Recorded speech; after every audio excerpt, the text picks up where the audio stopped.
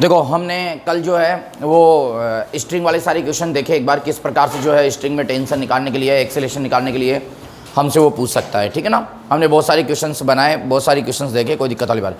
अब देखो हम जो बात कर रहे हैं ना कॉन्सेप्ट की, जो कॉन्सेप्ट बताए थे वो क्वेश्चन ही है एक प्रकार से।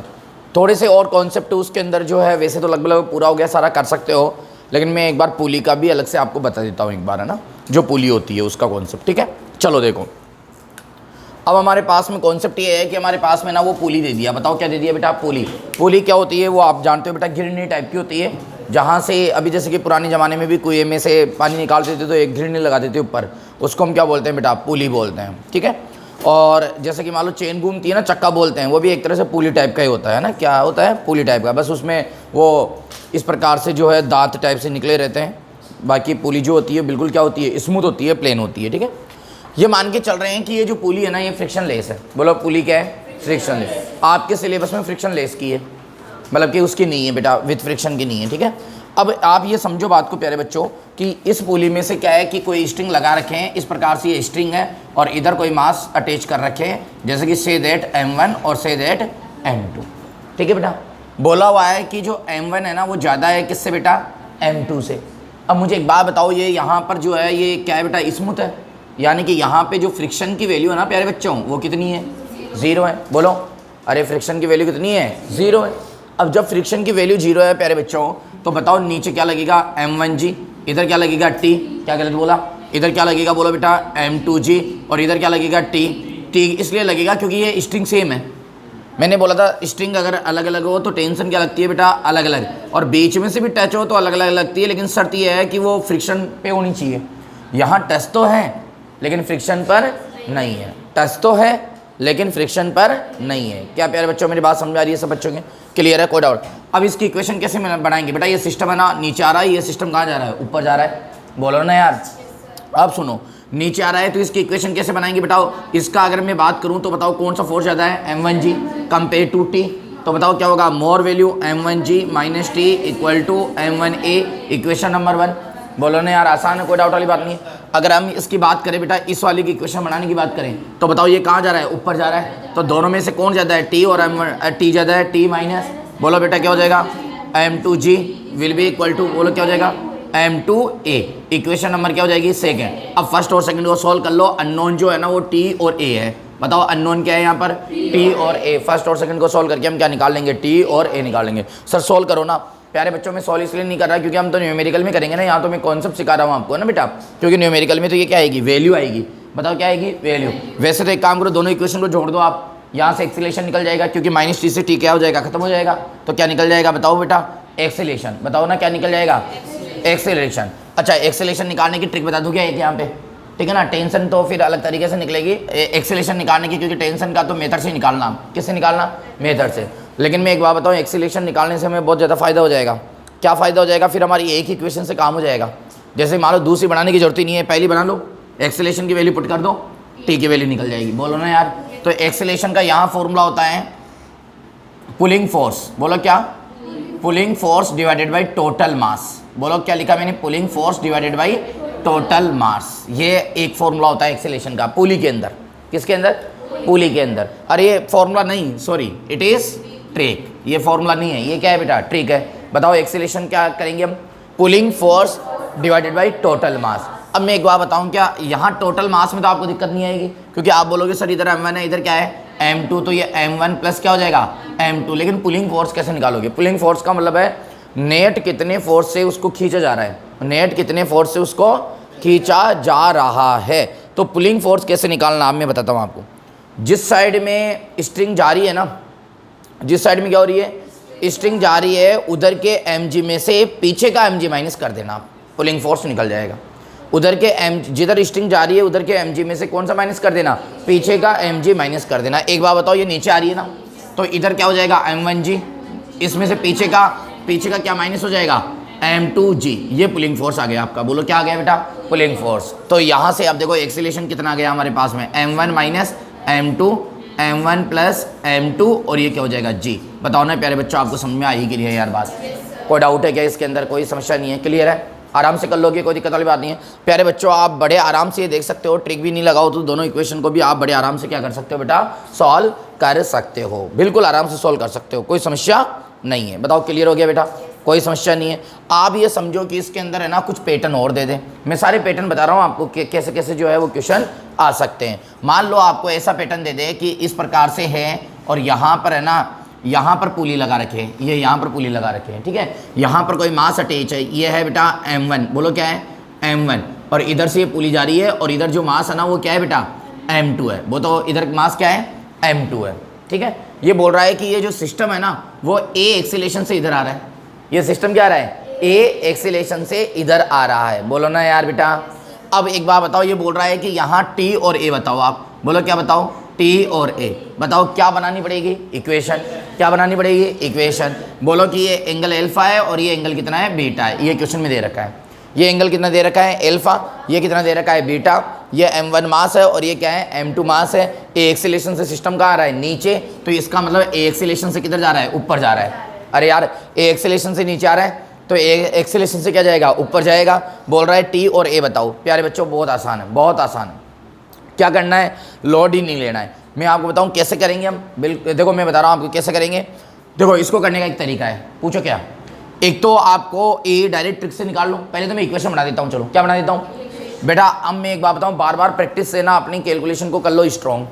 आपको ना डायरेक्ट चीज़ें ऐसा होना चाहिए, यहाँ ये लगेगा, बार बार छोटे बच्चों की तरह हम काम नहीं करेंगे। अब जैसे एक बात मैं बताऊं, जैसे कि वैसे कंपोनेंट करते हैं, कंपोनेंट करने में हमें 10 सेकंड लगते हैं, अरे बोलो ना यार। अब वो क्या है हमारे हैबिट में आ गया। वैसे ही अगर ऐसे क्वेश्चन आए ना तो अब इंक्लाइन प्लेन पे आपके हैबिट में आ जाना चाहिए कि इधर जो फोर्स लगता है ना वो लगेगा m1g साइन एल्फा। बताओ, अरे यार कल बताया था आपको पता हो तो इसका m1g नीचे लगेगा, फिर यहाँ एंगल बनेगा एल्फा, एक लाइन ऐसे आएगी, एक लाइन ऐसे जाएगी, बताओ ना यार। और m1 जो g है उसका क्या होगा m1g cos एल्फा, और ये क्या होगा m1g साइन एल्फा। अब बताओ इतना क्यों करेंगे यार, हमें पता है डायरेक्ट इधर क्या लगेगा m1g साइन एल्फा। बोलो ना यार। ऐसे अगर मैं बात करूं तो इधर लगेगा m2g साइन बीटा। बताओ ना यार, कितना आसान है ना। देखो मैंने क्या बोला, यूज में ले लो चीज़ों को, यूज में लेते क्या हो जाएगा, कितना सरल हो जाएगा। मतलब लगने में कठिन है क्वेश्चन, लेकिन आपका बिल्कुल सरल हो जाएगा, 2-3 लाइन में क्या जाएगा आंसर आ जाएगा। इतना टाइम भी आपको पता है नीट के अंदर जो है जेई के अंदर रहता नहीं है। अब बताओ यहाँ क्या लगेगा टी, और बताओ इधर भी क्या लगेगा टी। बोलो ना यार। अब बताओ चंद सेकंडों में हम इक्वेशन बना सकते हैं, 2 इक्वेशन आराम से बन जाएगी, क्योंकि सिस्टम इधर आ रहा है तो इसका मतलब ये वाला फोर्स क्या है ज़्यादा है और ये वाला फोर्स क्या है कम है। बोलो ना यार। तो ये यहाँ से इक्वेशन क्या बन जाएगी m2g, बोलो ना बेटा, sine beta minus T equal to क्या हो जाएगा m2a। बताओ इक्वेशन नंबर फर्स्ट समझ में आई कि नहीं आई, बोलो ना बेटा। इक्वेशन नंबर सेकंड की बात कर लो तो इक्वेशन नंबर सेकंड क्या जाएगी, बोलो। देखो ये ज़्यादा है क्योंकि सिस्टम इधर जा रहा है, तो बताओ क्या हो जाएगा t minus m1g sine alpha equal to, बोलो क्या हो जाएगा m1a। बताओ इक्वेशन नंबर सेकंड समझ में आई कि नहीं आई। दोनों इक्वेशन को सॉल्व कर दो, यहाँ से आपका क्या मिल जाएगा t और a मिल जाएगा। लेकिन खास बात यहाँ पर वो ना t और a दे सकता है, एल्फा दे सकता है, बीटा पूछ सकता है। अरे यार यहाँ पे 4 चीज़ें हो गई, अब एल्फा बीटा t और a। बोलो ना यार। जिसमें से वो आपको मान लो अब उल्टा पूछ ले, t और a दे दे और क्या बोल दे एल्फा और बीटा, आराम से इक्वेशन ये लगा सकते हो। बोलो ना यार। अगर अब एक्सेलेरेशन की बात करें ट्रिक से, बाई ट्रिक। अब देखो ट्रिक क्या कहती है, एक्सेलेरेशन कैसे निकालेंगे, पुलिंग फोर्स। तो बताओ कितने फोर्स से खींच रहा है, ये फोर्स ही तो खींच रहा है। अरे ये सो नो, और ये क्या कर रहा है, विरोध कर रहा है। बोलो ना यार। ये वाला फोर्स खींच रहा है और ये क्या कर रहा है, विरोध कर रहा है। तो पुलिंग फोर्स कितना हो गया m2g sign beta minus m1g sine alpha divided by, बोलो m1 प्लस m2। ये लो, ये एक्सेलेरेशन निकल गया डायरेक्ट, आपका डायरेक्ट एक्सेलेरेशन निकल जाएगा। अब आप एक इक्वेशन बना के भी क्या निकाल सकते हो, टी निकाल सकते हो। बताओ आसान लगा नहीं लगा बेटा, कितना आसान है, बिल्कुल आसान सा पैटर्न है। बताओ कर लोगे ना आराम से। कोई सर ये थोड़ा सा कन्फ्यूजन है बेटा, मैंने तो मेन मेथड भी बता दिया आपको, वहाँ से कर लो आप, है ना। इसके अंदर मेन पुलिंग फोर्स निकालना होता है। देखो पुलिंग फोर्स का मतलब आपको अंडरस्टूड बात है, थोड़ी बुद्धि भी लगानी पड़ेगी कि देखो m2g साइन बीटा खींच रहा है इसको। अरे m2g नहीं खींच रहा, m2g तो ऐसे लग रहा है भाई, खींच कौन रहा है इसको, ये। क्योंकि इसका देखो m2g के 2 पार्ट हुए, एक पार्ट तो n से बैलेंस हो रहा है, एक पार्ट तो n से बैलेंस हो रहा है, जिसका नाम है m2g cos beta. M2G cos beta जो है वो n से बैलेंस हो रहा है। इसमें भी M1G cos एल्फा है ना, वो n से बैलेंस हो रहा है। यानी कि दो इक्वेशन अगर आप बनाना चाहो तो आपको पता है इधर क्या लगेगा, सबको पता है इधर क्या लगेगा n, और इधर क्या लग जाएगा बोलो M2G cos एल्फा, इसी प्रकार सॉरी बीटा, और इसी प्रकार से इधर क्या लग जाएगा n, और इधर क्या लग जाएगा बोलो बेटा M1G साइन क्या रहे cos एल्फा। बोलो ना यार, मतलब यूज टू में हमारी चीज़ें आ जाएगी ना तो ज़्यादा दिक्कत नहीं आएगी। बताओ ये सारा पैटर्न जो बोर्ड पे लिखा हुआ है समझ में आ गया है क्या? चलो इसको कॉपी करो बेटा फटाफट। तो तुम पहले नहीं बोल सकते थे।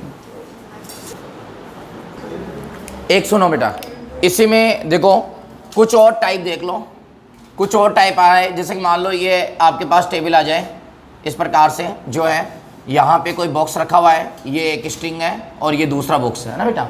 इसका मास मान लो से दैट M1 और इसका क्या मान लो बेटा M2। अभी मैं है ना सारा विदाउट फ्रिक्शन बता रहा हूँ बेटा। यहाँ पे फ्रिक्शन कितना मान के चलो 0, बोलो कितना मान के चलो 0। अरे आगे ना मेरी बात समझ में। अब बताओ इसकी भी इक्वेशन बनाना चाहिए तो आराम से बना सकते हैं हम। देखो कैसे बनाएंगे प्यारे बच्चों, यहाँ क्या लग रहा है M2, तो नीचे क्या लगेगा M2G, इधर क्या लगेगा T, और ये सिस्टम आ रहा है नीचे A एक्सेलेरेशन से, ठीक है। अब बताओ बेटा यहाँ पे क्या लगेगा अवे फ्रॉम ऑब्जेक्ट T, बताओ इसके नीचे क्या लगेगा M1G, बताओ ऊपर क्या लग जाएगा N, बोल दो ना यार।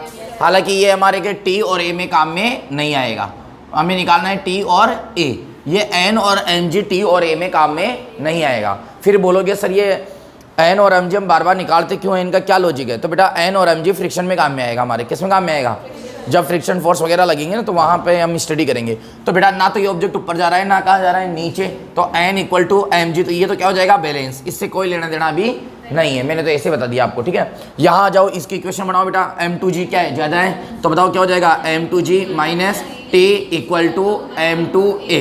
बताओ इक्वेशन फर्स्ट समझ में आ गई क्या? बिल्कुल आसान बन गया बेटा, क्योंकि ये ज़्यादा है और ये क्या है कम है, और ऑब्जेक्ट कहाँ आ रहा है नीचे। अब बताओ बेटा T ज़्यादा है, इधर जा रहा है तो T माइनस 0, अरे इधर तो कोई लग ही नहीं रहा ना, और ये क्या हो जाएगा इक्वल टू M1A।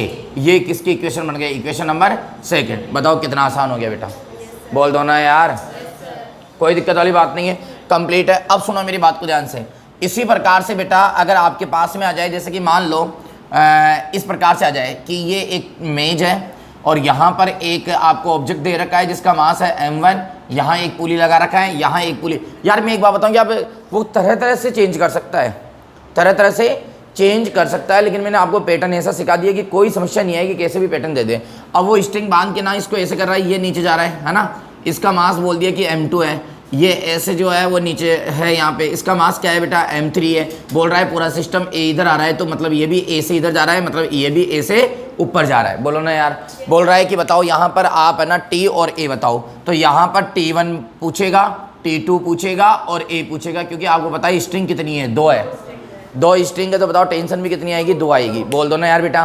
तो आप है ना देखो इसका M2 का तो M2G कहाँ लगेगा नीचे, बोलो ना यार, क्योंकि ये तो डायरेक्ट लगता ही है। और बताओ T क्या हो जाएगा अवे फ्रॉम, बोल दो ना यार। और एक बात बताओ इधर आ जाओ, तो इधर ये T1 कर लो, इसको क्या कर लो T1, तो इसके रीजन से अवे फ्रॉम T1, इस स्ट्रिंग में तो T1 है, और इसमें अवे फ्रॉम ये T2, अरे बोलो ना यार। और ये यहाँ पर क्या हो जाएगा T2 और नीचे क्या हो जाएगा M3G। बताओ क्या गलत बोल दिया कि यार मैंने? रटना नहीं है, बस आपको पैटर्न आना चाहिए। अब बताओ आराम से इक्वेशन आप बना सकते हो। बताओ इसकी इक्वेशन क्या बन जाएगी बेटा, कौन ज़्यादा है? M2G ज़्यादा है, किससे? T1 से। तो बताओ क्या हो जाएगा M2G minus T1 equal to M2A। बोल दो यार। अब एक बात बताओ, ये इधर जा रहा है तो T1 और T2 में से कौन ज़्यादा है? T1, तो T1 minus T2 equal to क्या हो जाएगा M1A। ध्यान रखना सब पूरे सिस्टम का एक्सेलरेशन क्या होता है? सेम, बस इधर M जब लिखेंगे तो मास चेंज होगा, बाकी एक्सेलरेशन तो पूरे का क्या रहेगा? सेम रहेगा। बोल दो ना यार। अब बताओ प्यारे बच्चों कि अगर मैं इसकी इक्वेशन बनाना चाहूँ तो बताओ क्या हो जाएगा? T2 minus M3G equal to M3A। अब बताओ कुछ रटना पड़ रहा है क्या? हमें नहीं रटना पड़ रहा है ना बेटा। कभी हमें नेट रिएक्शन फोर्स पूछता है, वो क्या पूछता है? पुली पर नेट रिएक्शन फोर्स, तो उसको देखना कैसे करेंगे हम। सुनना बेटा, ध्यान देना, नेट रिएक्शन फोर्स ऑन पुली, ठीक है ना। पुली के ऊपर हमें नेट रिएक्शन फोर्स पूछता है ना बेटा, नेट फोर्स पूछता है ना, नेट आर फोर्स पूछता है। और किसके ऊपर बेटा? ऑन पुली के ऊपर, है ना, ऑन पुली के ऊपर नेट रिएक्शन फोर्स पूछता है। देखो कैसे निकालेंगे प्यारे बच्चों। अगर मान लो ये पुली है और अगर मास इसे अटैच कर रखा है ना, ये मास इसे अटैच कर रखा है, बोलो ना यार। अब ये पुली है तो एक बात बताओ, सुनना, यहाँ पे थोड़ा इंटरेस्टिंग बात है। आप क्या करना, जो पुली है ना, अरे जो पुली है ना, पुली पे से कौन जाएगी? हमेशा स्ट्रिंग जाएगी, और कोई विकल्प हो ही नहीं सकता। अरे पुली पे से क्या जाएगी? या तो स्ट्रिंग जाएगी या वायर जाएगा, और स्ट्रिंग और वायर में क्या लगता है? टेंशन। इस केस में कभी भी आपसे ये पूछ ले कि बताओ पुली पर नेट रिएक्शन फोर्स कितना लग रहा है ना प्यारे बच्चों, क्या पूछ रहे? पुली पर नेट रिएक्शन फोर्स कितना लग रहा है, तो उस केस में आपको क्या करना है? बिल्कुल साधारण सी बात है, आप पुली के ऊपर है ना टेंशन को शो करो। तो ये रही पुली। अब बताओ इसमें टेंशन इस वायर में भी है, इस वायर में भी है, लेकिन दोनों वायर क्या है? सेम ही है, बोलो ना यार। तो टेंशन क्या होगी? सेम, लेकिन डायरेक्शन क्या होगी? अवे फ्रॉम ऑब्जेक्ट और अवे फ्रॉम ऑब्जेक्ट। बताओ ये टी की डायरेक्शन समझ में आई क्या बेटा? बोलो ना यार। अब बताओ, अब सुनना, तो नीचे इस पुली पर वजन कितना पड़ रहा है? टी और टी, 2T नीचे। बताओ ना पुली पे वजन कितना लग रहा है? टी तो इधर लग रहा है, और टी कहाँ लग रहा है? इधर। तो बताओ कितना लग रहा है? 2T। अब न्यूटन ने बोला है एक्शन और रिएक्शन क्या होता है? सेम। तो ये टी और टी 2T मिलके तो क्या हो गया? एक्शन। तो इनका रिएक्शन कहाँ लगेगा? ऊपर। तो वो ऊपर कितना लग जाएगा? 2T। ये रिएक्शन फोर्स आ जाएगा किसका? पुली का। बताओ बात समझ में आ गई क्या बेटा?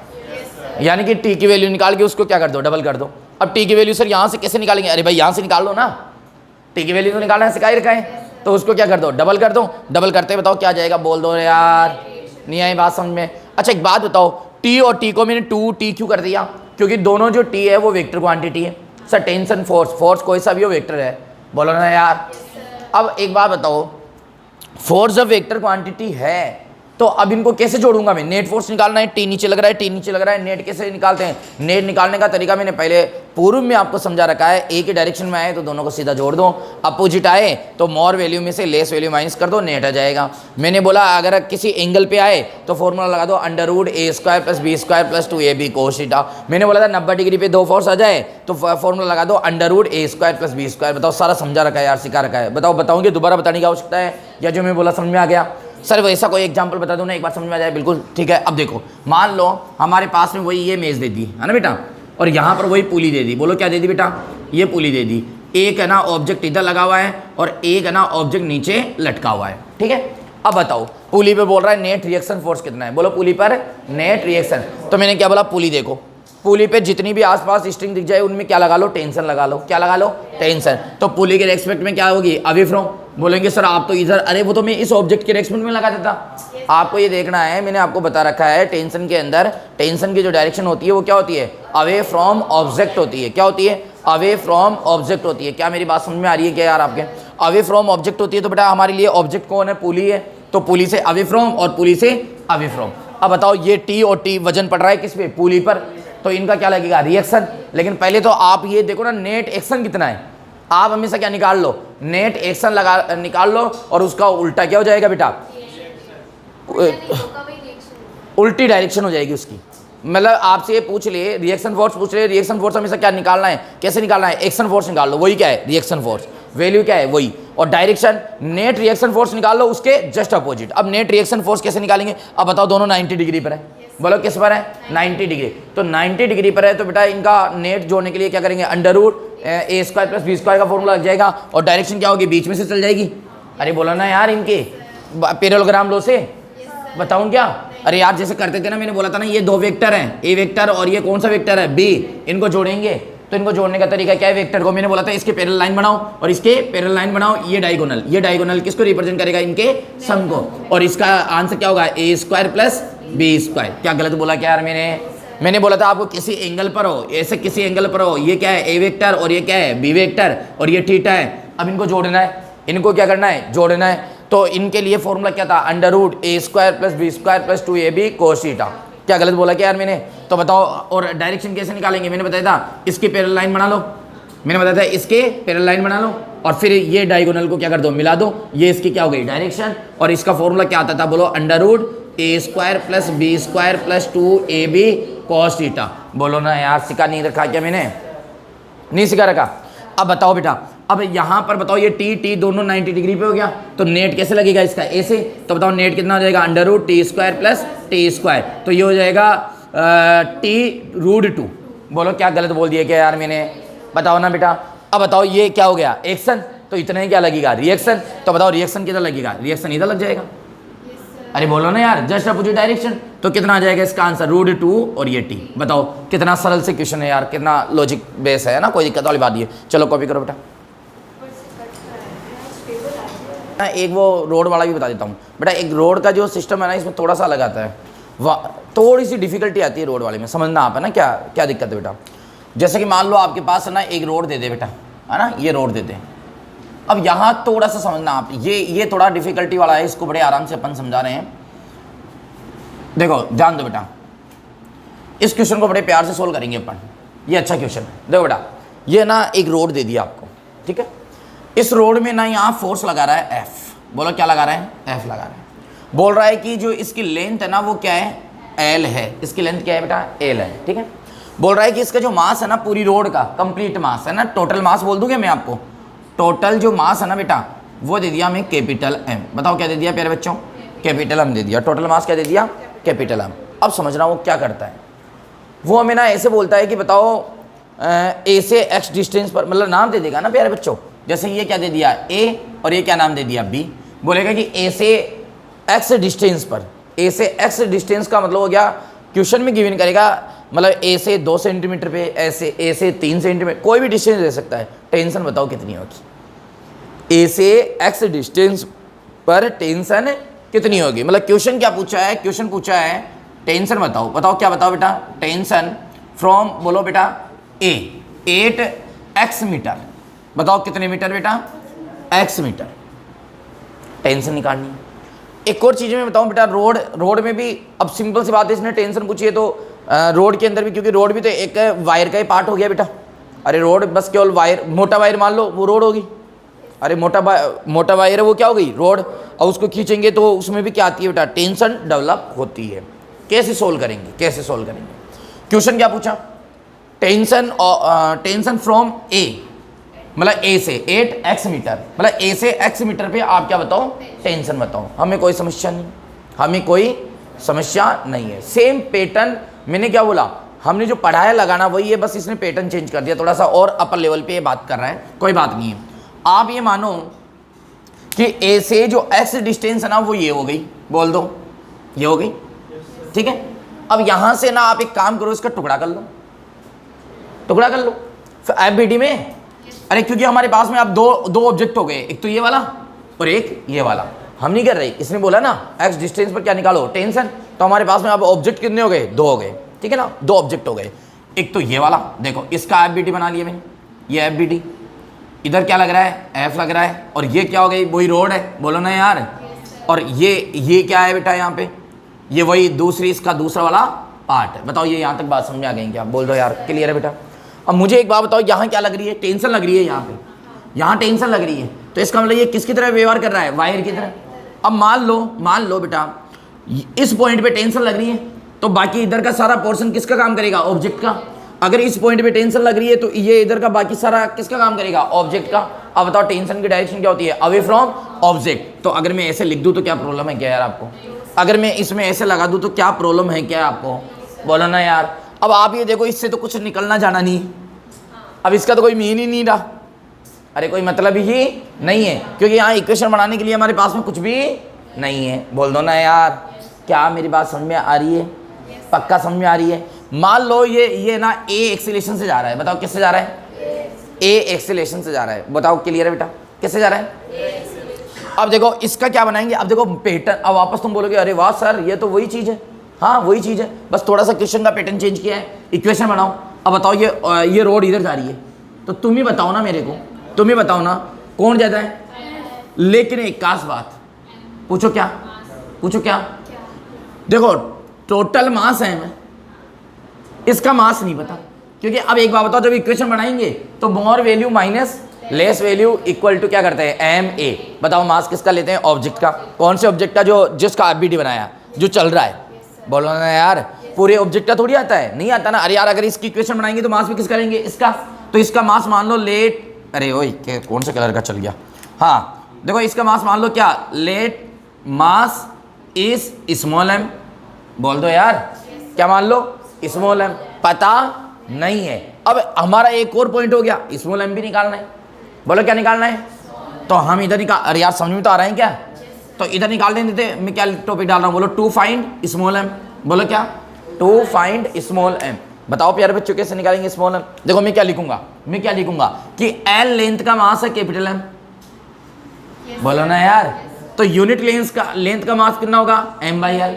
तो एक्स लेंथ का मास कितना होगा, एम बाई एल एक्स। और एक्स लेंथ का मास ही तो क्या है, स्मॉल एम। ये निकल गया। एम पता है, एल पता है, एक्स पता है, एम पता लग गया। बोल दो यार। इसको बोलते हैं यूनिटरी मेथड। अरे भाई एल लेंथ का मास क्या है, एम है, तो यूनिट लेंथ का मास एम बाई एल। बोलो ना यार। और तो एक्स लेंथ का मास क्या हो गया, एम बाई एल और एक्स। आगे मेरी बात समझे। अब मैं आपको यहाँ ट्रिक भी बता देता हूँ। बोलो क्या बता देता हूँ, ट्रिक। ठीक है, तो देखो ट्रिक क्या है, किसकी trick, mass of small length, mass of small length. तो ये क्या हो जाएगा बेटा, मास पर यूनिट लेंथ, मास पर यूनिट लेंथ को आप मल्टीप्लाई कर दो, multiply small length, small length. बेटा सुनो, इसको बोलते हैं एम बाई एल को बताओ क्या बोलते हैं हम, मास पर यूनिट लेंथ। अब बोलो वो एग्जाम में हो सकता है आपको ना तो लेंथ दे ना ही एम दे, लेकिन एक लाइन लिख दे, मास पर यूनिट लेंथ इतना है। मास पर यूनिट लेंथ क्या है, इतना। तो आप क्या करो बेटा, मास पर यूनिट लेंथ को किससे मल्टीप्लाई कर दो, स्मॉल लेंथ से। जो स्मॉल आपको लेंथ दे रखी है उससे क्या कर दो, मल्टीप्लाई कर दो। तो उस लेंथ तक का क्या निकल जाएगा, मास निकल जाएगा। बताओ बात समझ में आ गई क्या बेटा। यानी कि एम बाई एल को क्या बोलते हैं हम, मास पर यूनिट लेंथ। क्या बोलते हैं, मास पर यूनिट लेंथ। समझ में आ रहा है आपके। एम बाई एल को हम क्या बोलेंगे, मास पर यूनिट लेंथ बोलेंगे। बोलो ना यार, यस और नो। कंप्लीट है क्या मामला, आगे बढ़ाऊं। अब सुनो मेरी बात को ध्यान से। हम क्या करेंगे बेटा, ये एफ बी डी बनाई दिया हमने, अब इसकी इक्वेशन बनाएंगे। तो बताओ फोर्स कौन जाता है, एफ। तो बताओ एफ में से क्या जाएगा, टी। बोलो ना यार। और इक्वेशन क्या बन जाएगी, एम ए। अब बताओ यहाँ क्या करेंगे, एफ माइनस टी। बोलो ना यार, F minus T will be equal to, अब बताओ एम क्या हो जाएगा, एम बाई एल, और ये एक्स और ये ए। बोल दो ना यार। अब आप चाहो तो ए, अच्छा ए निकालना है। अब सुनो, टू फाइंड एम, और इधर साइड में लिख देता हूँ टू फाइंड ए। बोलो क्या, टू फाइंड। अरे यार मैं अलग अलग टॉपिक एक जगह मिक्स इसलिए नहीं कर रहा, आपको अलग अलग जान रही, अलग अलग आप उसको कंसिडर कर पाए। स्मॉल एम कैसे निकाला समझाया आपको। अब मैं स्मॉल ए कैसे निकालेंगे, मतलब एक्सेलरेशन कैसे निकालेंगे उसको समझा दूँ मैं आपको। सिंपल सी बात है, इसका तो सीधा सा फॉर्मूला होता है नेट फोर्स नेट मास। बोलो ना यार। तो ए इक्वल टू क्या हो जाएगा, बोलो एफ बाई एम। क्या गलत बोला क्या मैंने यार, अरे यार वही होता है। बोल दो यार। कोई समस्या है क्या, नहीं है, कोई डाउट है ना, नहीं है। अब बताओ क्या लिख सकता हूँ, बोलो मैं ए को चाहूँ तो लिख सकता हूँ, नहीं चाहूँ तो कोई दिक्कत। तो F minus T equal to बोलो एम बाई एल एक्स, और ए की जगह क्या लिख सकते हो आप, एफ बाई एम। आप एक काम करो, रहने दो ना बेटा, रहने दो आप, बस यहीं छोड़ दो इसको। क्योंकि अभी आपको लगेगा यार ये कठिन है, कठिन है नहीं, क्योंकि क्वेश्चन आएगा तो वैल्यू पुट हो जाएगी। तो सुनो, अब बस इस इक्वेशन से किसकी वैल्यू निकाल लो, आप टी की वैल्यू निकाल लो। देखो ए की वैल्यू निकाल सकते हो वैसे, एक्स की वैल्यू गिविन है, एम गिविन है, एल गिविन है, एफ गिविन है, टी निकालना है, निकल जाएगा। बोलो ना यार आराम से। बताओ क्या ये रोड वाला सिस्टम भी आपके समझ में आ गया क्या, ठीक है। चलो कॉपी करो बेटा, ये सारी टेंशन ही खत्म कर दी मैंने आपकी। देखो बेटा एग्जाम्पल नंबर 16 है ना, 16 ही आएगा ना।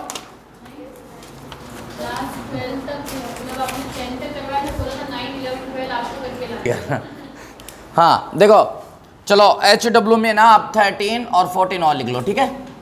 ये आपको खुद को ट्राई करना है, 13 और 14। एग्जाम्पल 15 देखो बेटा, एग्जाम्पल 15 में क्या बोल रहा है, ये बोल रहा है कि देखो सिस्टम दे रखा है। वैसे तो एक बात बताऊं, ये भी है ना होमवर्क में लिख लेते हैं। ये इधर दे रखा है, ये इधर पुली दे रखा है, और ये यहाँ पर कोई सिस्टम अटैच कर रखा है। इसका स्प्रिंग टाइप का कुछ सिस्टम है, होगा कुछ भी, हमें कोई लेना देना नहीं है, ठीक है। ये ऐसे बोल रहा है, लेकिन ये एक बात बोल रहा है, नहीं ऐसा कुछ भी नहीं है। इक्वल टेंशन दे रखा है, क्या दे रखा है, इक्वल टेंशन दे रखा है खुद ही, हम नहीं बोल रहे भाई, ये खुद ही दे रखा है। बोल रहा है यहाँ पर 10 kg है, बताओ कितना है, 10 kg है ना। और इधर भी कितना है, 10 kg है। एक डायग्राम ये दे रखा है ना। मैं डायग्राम बताता हूँ, एक ही डायग्राम दे रखा है, कुछ ऐसा सिस्टम जो है वो बना रखा है, ठीक है ना। कुछ ऐसा ये है ना, ये आपको पता है ये क्या है, क्या है ये, वेटिंग मशीन के लिए बोल रखा है। ये वेटिंग मशीन है, ये भी क्या है, वेटिंग मशीन है, ठीक है। ये वेटिंग मशीन है, और फिर यहाँ पर अटैच कर रखा है एक सिस्टम, पुली वाला सिस्टम।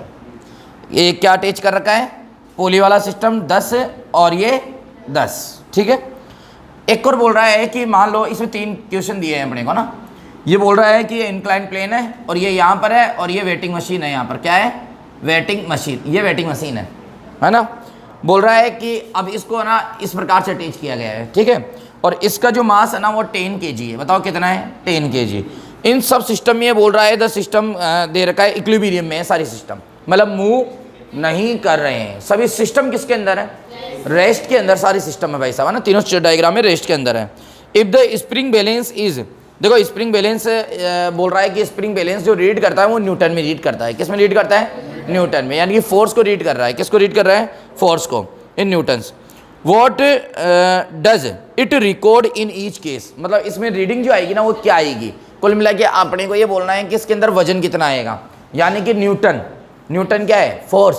अब सुनो क्या करेंगे बेटा, एक बात बताओ, इसके अंदर, अब इसके अंदर देखते हैं कितना आएगा इसके अंदर, बताओ।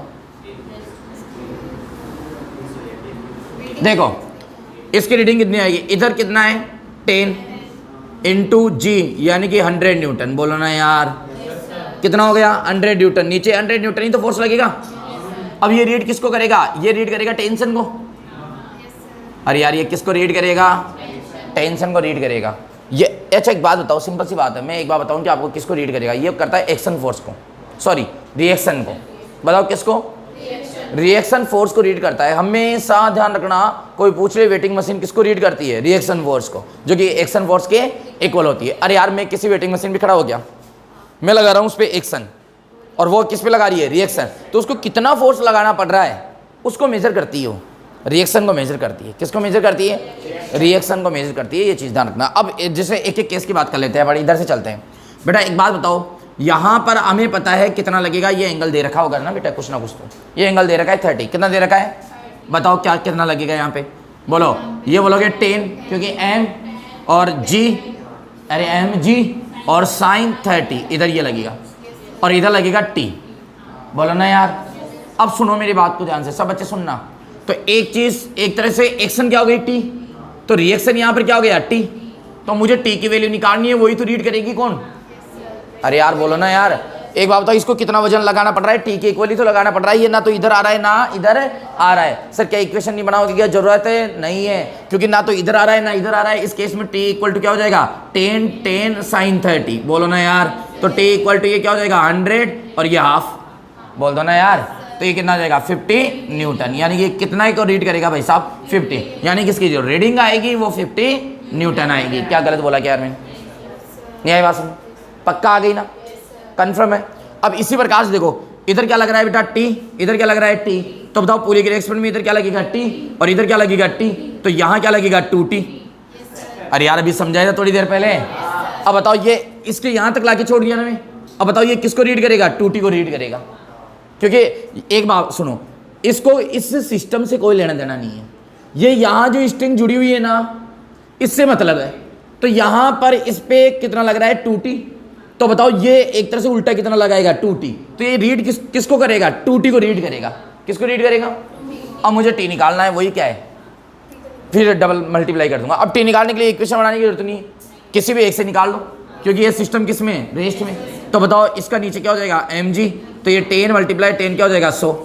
बोलो ना यार, तो ये t किसके इक्वल हो जाएगा mg के, तो t इक्वल टू कितना हो जाएगा 100 न्यूटन। तो बताओ ये जो रीड करेगा ये कितने को रीड करेगा 2t, यानी कि 200 न्यूटन, यानी कि इसकी रीडिंग कितनी आएगी 200 न्यूटन। बोलो ना यार।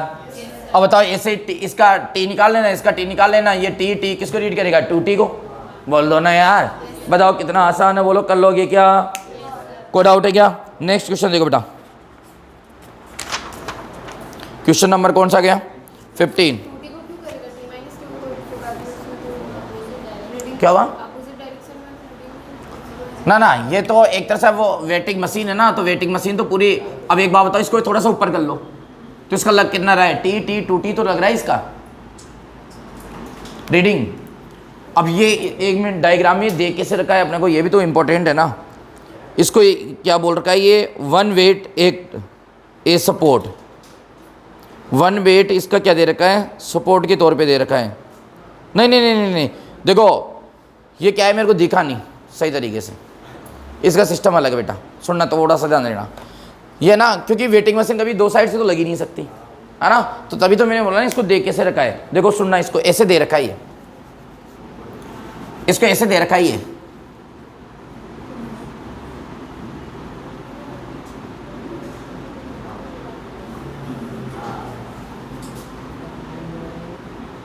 ऐसे दे रखा है इसको,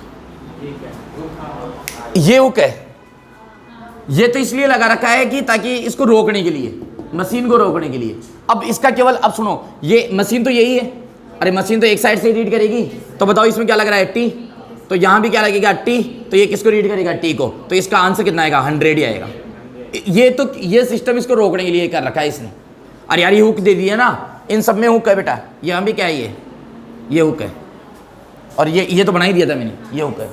अरे समझ गए, मतलब वेटिंग मशीन में ऐसा है, एक साइड तो क्या है हुक है जो कि पकड़ने का है, और नीचे क्या है जिसका मास मेजर करना है, मास नहीं वेट मेजर करना है, मास नहीं क्या मेजर करना है, वेट मेजर करना है, वो कहाँ लगा हुआ है, डाउन में लगा हुआ है। क्या बताओ ये क्वेश्चन समझ में आ गया है क्या बेटा? चलो कॉपी करो फटाफट फास्ट। एक बार मैं देख लेता हूँ 16 में क्या कर रखा है ये। अच्छा, आदमी का वजन दे रखा है, सुनना, ब्लॉक का वजन है 25 kg, याद रखना कितना है 25 kg, और आदमी का वजन है 50 kg, याद रखना 50 kg का आदमी है और ब्लॉक है 25 kg का, ठीक है।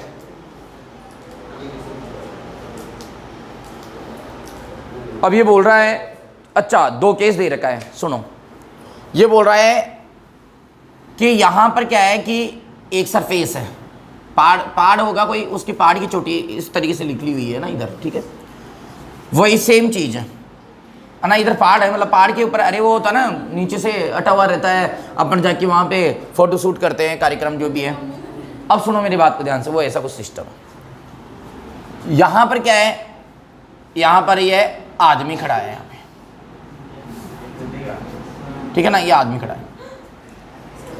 ये आदमी क्या है कि यहाँ पर एक ब्लॉक है जो कि कितने केजी का है, 25 kg का है। इस ब्लॉक को ना ये आदमी जो है, थोड़ा दूर रह गया, पास में लाओ, ये आदमी है ना इस 25 kg ब्लॉक को खींच रहा है ऊपर, ऐसे खींच रहा है ना, ऊपर ले रहा है, इसको ऊपर खींच रहा है, ठीक है। आदमी का जो वजन है ना वो कितना है 50 kg, 50 किलो का आदमी है, और 25 किलो के उसको पत्थर को क्या है ऊपर की तरफ खींच रहा है। ये बोल रहा है कि एक यही आदमी है, इसको कोई आदमी बुद्धि दिया, इस आदमी को बुद्धि आई और इसने क्या किया, यहाँ पर लगा ली घिरनी, पुली लगा ली, ठीक है। वही ब्लॉक है कितने का, 25 किलो का, और बोल रहा है ये इस तरीके से है, ये यहाँ पुली लगा ली, अब खींच रहा है, अब इसको खींच रहा है ऐसे। दोनों ही केस में ना 25 किलो को ऊपर खींचना चाह रहा है, दोनों ही केस में, ठीक है। अब यहाँ पर ये पूछा जा रहा है कि बताओ आदमी दोनों केस में जो सरफेस है ना उस पर रिएक्शन कितना लगाएगा, या यूं बोल दे कि सरफेस रिएक्शन कितना लगाएगी, आदमी एक्शन कितना लगाएगा या सरफेस रिएक्शन कितना लगाएगी। अब सुनो, एक तो फोर्स हमें सीधा सीधा दिख रहा है, सुनना मेरी बात को ध्यान से, मैं एक बात बताऊं, आप प्लीज़ सारी बातों को समझना, बहुत अच्छा क्वेश्चन है, कोई डाउट वाली बात नहीं है इसके अंदर, कॉन्सेप्ट बेस ही है भी। एक बात बताओ, आदमी का वजन कितना है 50, तो आदमी का mg तो नीचे लगना ही लगना है, इसमें कोई दिक्कत वाली बात नहीं है। यानी कि मैं कह दूं 50 × 10 यानी कि 500 न्यूटन तो फोर्स नीचे लग रहा है। मतलब मैं आपको बताऊं, ये पूछना चाह रहा है कि जो आदमी है ना, नेट फोर्स जो है सरफेस पे वो कितना लगा रहा है, सरफेस पे क्या लगा रहा है, नेट फोर्स। इसको वो आपको क्वेश्चन में ऐसे भी बोल सकता है आदमी एक्शन कितना लगा रहा है, ऐसे भी बोल सकता है कि सरफेस रिएक्शन कितना लगा रही है, या आदमी नेट फोर्स कितना लगा रहा है। इन सब का मीन यही है, आदमी नेट फोर्स जितना लगाएगा नीचे, आदमी का नेट फोर्स जितना लगेगा नीचे, वही क्या है एक्शन फोर्स है, वही क्या है रिएक्शन फोर्स है, और वही नेट फोर्स है दोनों केस में। इसमें भी एक बात तो साफ है, नीचे लगेगा कितना mg यानी कि 50 × 10 यानी कि 500 न्यूटन तो लगना तय है, कन्फर्म पक्का है, कोई चेंज नहीं कर सकता। अब मेरी बात को समझना, मजा आएगा आपको, बहुत अच्छी बात है। देखो एक बात बताओ मेरे को, इस केस में एक बात बताओ, ये 25 किलो आप देख ही पा रहे हो बेटा? अरे देख रहे हो ना, क्लियर है, कोई डाउट वाली बात नहीं। वैसे अगर आप वैसे सोचो ना, तो मैं एक बात बता दूं, आप ओरली सोचो, जैसे कि आपको फिजिक्स नहीं आती, उस केस में सोचो आप। इसको पकड़ के ऊपर से मैं खींच रहा हूँ, ऐसे खींच रहा हूँ। अरे बोलो ना यार, मैं ऐसे खींच रहा हूँ। तो एक बात बताओ, मैं ना अगर मान लो ये ज़्यादा हो तो बताओ, मैं इस रस्सी के लटक सकता हूँ, ऊपर हो जाऊँगा, तो मतलब मैं हल्का हो गया, मेरा वजन क्या हो गया? हल्का हो गया। तो यहाँ फोर्स क्या लगेगा? कम, और यहाँ क्या लगेगा? ज़्यादा। और अगर मैं ऐसे खींच रहा हूँ तो आप देखना जो पैर है ना, पैर नीचे अधिक तरीके से दबेंगे जब मैं खींचूंगा। तो हल्के नहीं रख सकते पैरों को, हल्के रख दिए तो हम नीचे चले जाएंगे। आप मेरी बात को समझने का ट्राई, ये मैं बिना फिजिक्स बात कर रहा हूँ। और यही कारण है, मैं एक बात बताऊँ, दोनों में से अब देखो बुद्धि का उपयोग कहाँ होता है फिजिक्स में। अब मान लो जैसे कि मान लो ये कच्ची सरफेस हो, ये क्या हो, यहाँ कच्ची सरफेस हो, हमें किसी चीज़ को उठाना है जो बहुत इंपॉर्टेंट है और हम नीचे नहीं जा सकते हैं मान लो, तो हमारे पास में दो विकल्प है। अगर हम इस तरीके से सीधा कम बुद्धि के साथ ऐसे खींचेंगे तो इसके नीचे गिरने का क्या रहेगा? खतरा रहेगा। और अगर हम ऐसे खींचेंगे ना तो इसके नीचे गिरने का खतरा कम रहेगा, क्योंकि यहाँ फोर्स क्या लगेगा? कम लगेगा। बोलो ना यार। अब आप ये देखो कि ये कितना फोर्स लगा रहा है, ये कितना फोर्स लगा रहा है और किधर लग रहा है। एक बात बताओ, इसके अंदर टेंशन कहाँ लगेगी? ऊपर, अवे फ्रॉम ऑब्जेक्ट के रेस्पेक्ट में देखेंगे हम हमेशा। किसके रेस्पेक्ट में? ऑब्जेक्ट के रेस्पेक्ट में। तो ऑब्जेक्ट के रेस्पेक्ट में बताओ ऐसा लग रहा है। अब समझना, एक बात बताओ, इसका एक तरह से फोर्स कितना है? टी। बोलो ना यार। तो ये ऊपर कब जाएगा? जब आदमी को इतना ही टी कहाँ लगाना पड़ेगा? कम से कम नीचे लगाना पड़ेगा। नहीं आई बात समझ? अरे यार, ये ऊपर कब जाएगा? जब आदमी को कम से कम इतना ही टी कहाँ लगाना पड़ेगा? नीचे लगाना पड़ेगा। क्या मेरी बात समझ में आ रही है क्या? क्यों? क्योंकि इसकी डायरेक्शन कहाँ है? ऊपर है। इसकी डायरेक्शन कहाँ है? ऊपर है। तो एक बात बताओ, इस टी को उठाने के लिए इसको नीचे कितना लगाना पड़ेगा? मतलब पैरों से कितना फोर्स लगाना पड़ेगा? टी। अब बताओ, एक बात बताओ, टी किसके इक्वल हो जाएगा? नॉर्मल बात कर रहा हूं मैं, मिनिमम से मिनिमम बात कर रहा हूं कि टी एम जी की तो इक्वल हो गई होगा। अरे टी एम जी के तो इक्वल हो, और हल्का सा उससे ज्यादा होते ही ये कहाँ चला जाएगा? ऊपर। लेकिन मतलब कम से कम इतना तो रिक्वायर्ड है। तो 25 × 10 कितना हो जाएगा? 250। तो टी की वैल्यू कितनी आ गई? 250। तो नेट फोर्स कितना आ गया? बोलो यहाँ पर बेटा। यहाँ पर नेट फोर्स आ गया टी प्लस 500, यानी कि 250 प्लस 500, यानी कि आंसर कितना जाएगा? 750 न्यूटन। बोलो ना यार। बोलो ना। अब इधर आओ आप। अब एक बात बताऊंगा, अब देखो इसको उठाने के लिए कितना चाहिए? टी। लेकिन यहाँ पहले काम कौन कर रहा है? पुली।